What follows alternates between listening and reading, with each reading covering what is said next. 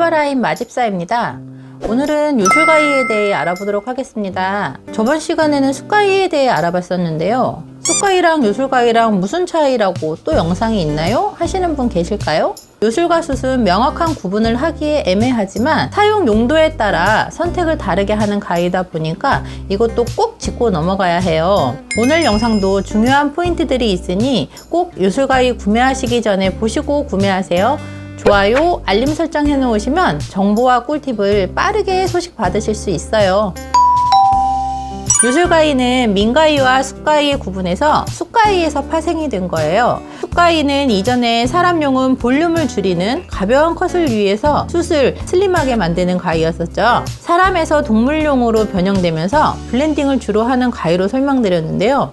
요술가위의 가장 큰 역할은 민가위처럼 잘라내면서 숫가위 같이 블렌딩을 하는 용도예요. 기본적으로 민가위를 자르면 깨끗하죠. 깔끔한 면처리, 시원시원한 절삭률, 완벽한 커트를 하는데 필수인 민가위가 있는데 왜?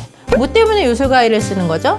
요술가위는 민가위에 버금가는 절삭률을 가지고 있어요. 최소 60에서 80% 이상 숫가위보다 시원한 블렌딩으로 민가위 대용으로 사용할 수가 있어요. 민가위는 한 번 파먹으면 돌이킬 수 없는 경우가 많아요. 가위 자국도 그렇고 심혈을 기울인 작업 마무리 중에 강아지가 움찔 한 방에 훅 파일 수 있잖아요.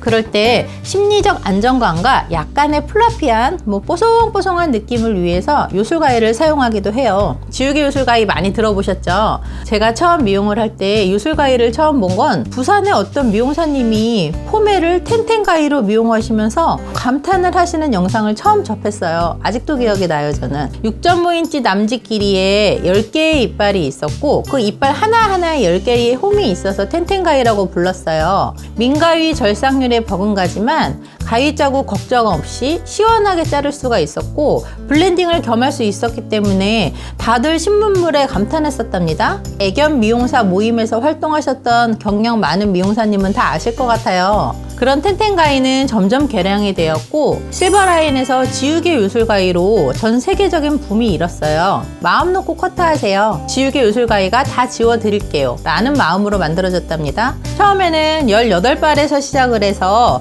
33발로 고정이 되었는데요. 가장 자국이 덜하고 절삭률도 높고 블렌딩과 민가위의 역할을 완벽하게 할 수 있는 가위가 되었답니다. 이후 공장에서 발주량이 많아지면서 다른 공장에서도 금형이 돌았다고 얘기를 들었어요. 이름도 대명사처럼 지우개 요술가위라고 타 브랜드에서 만들기도 했었답니다. 지금은 요술가위의 한 카테고리로 자리 잡아 제작자로서 너무 뿌듯해요.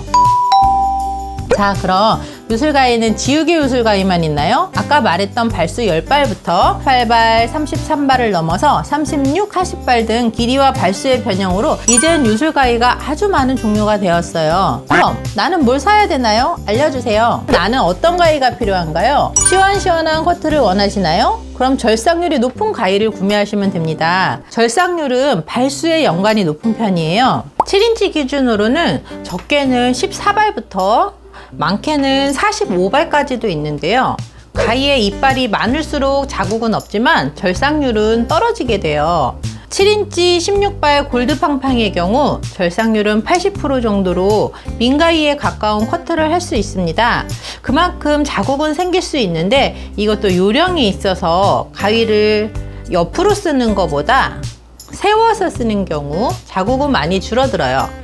골드팡팡으로 커트하고 코밍하고 다시 민가위를 사용하는 방법도 있어요. 파상모의 경우 골팡으로 커트해도 초벌부터 마무리까지 시원시원한 커트로 미용을 끝낼 수 있고요. 가위 자국이 걱정이라면 7인치 30발 정도로 추천을 해요. 가위 자국이 덜 나다 보니까 절삭률은 60% 정도인데요. 그래도 목욕 이후 중벌부터 마무리까지 무리 없이 사용하실 수 있어요. 자국도 자국이지만 뽀송뽀송한 느낌을 살리기 위해서 요술가위를 쓰시는 분들도 계시고 블렌딩 할 때 클리핑한 몸과 다리 부분을 연결할 때도 자연스럽게 하기 위해서 쓰기도 한답니다. 또 요술가위의 변형은 이빨의 모양과 커브에 따라서 달라지는데요.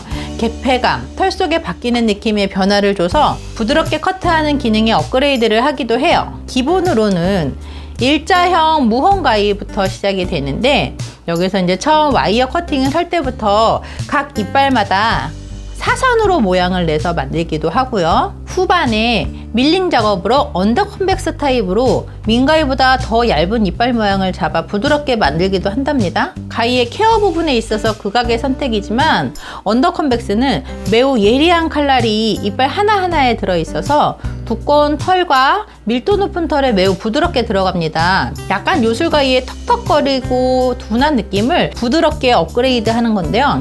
단점은 잘 쓰면 괜찮지만 떨어뜨리거나 이 칼날 쪽이 아니라 이빨 쪽에 이가 나간다면은 돌이킬 수 없는 완전 다른 가위가 된다는 거예요. 대부분 슬림한 가위로 경도는 VG10을 사용하지만 이 나가는 문제는 경도와 상관없이 훅 들어오는 불행이므로 복구가 매우 힘들답니다. 하지만 관리를 잘해서 사용한다면 부드러운 커트를 할 수 있는 가위가 된답니다. 견종별로 본다면 포메, 비숑, 푸들 같은 모질은 골드팡팡이나 지우개, 베넷 모든 가위들을 다 사용을 할 수가 있는데 말티, 꽃동 말티프라면 이런 골드팡팡하고 이빨 크기가 많이 차이가 나요. 이런 베넷 가위로 사용을 하시면 자국 없이 마무리까지 하실 수 있답니다. 골드팡팡은 자국이 나다 보니까 다시 숯가위나 민가위를 거쳐가야 돼요. 그럼 스탠다드 푸들 같은 아이처럼 코트가 두껍고 오래 가위질을 해야 된다면 언더 컨벡스 18발 정도의 가위로 사용을 하시면 확실히 손이 덜 아프더라고요. 자, 그럼 모두 이해가 되셨나요? 가위를 모두 구비하고 있다면 좋겠지만 하나를 사야 된다면 똑똑한 소비를 해야겠죠. 다음에는 클리퍼에 대해 알아보겠습니다. 좋아요, 구독, 알림 설정은 영상을 만드는 데 에너지가 됩니다. 다음에 만나요.